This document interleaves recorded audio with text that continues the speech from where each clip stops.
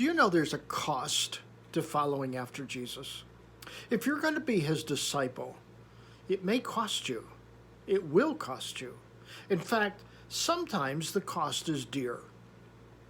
Jesus in chapter 9 of Luke talks about the cost of following after him. In verse 62, he says, "Anyone who puts his hand to the plow and then looks back is not worthy of the kingdom of God." That's a very powerful and strong statement. Why is that? We all have a tendency to look back. We all have a tendency to look back over our shoulder, over the things of our past. Sometimes it's with regret, sometimes with deep sorrow, sometimes with great happiness. The point is, though, that we cannot bring any of those things back.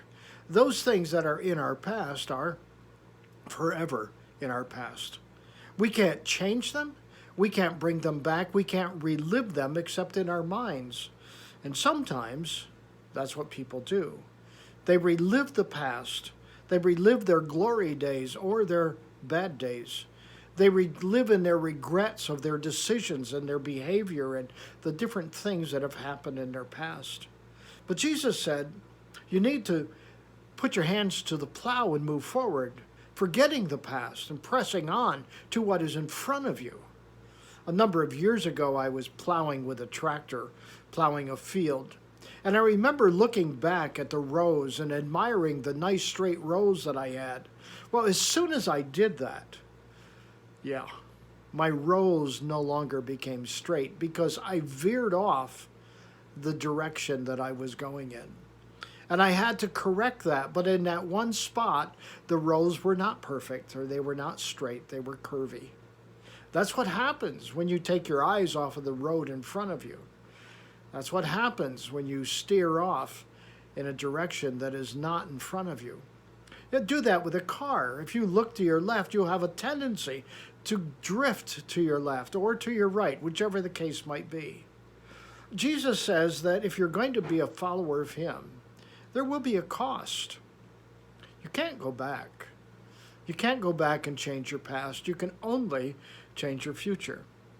The thing is that everything about who you are today is the result of everything you've been. That's not bad.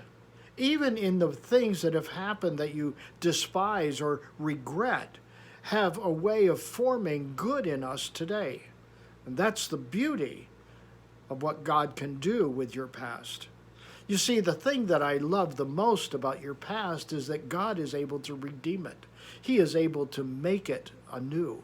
He is able to bring you out of the place of regret and concern and fear and worry over what was and create a new person. That's what he says, that in him you are a new creation. Think about that today, would you? Think about the fact that God has called you to put your hand to the plow and move forward. Where are you going? Think about that today, would you? Until next time, God bless.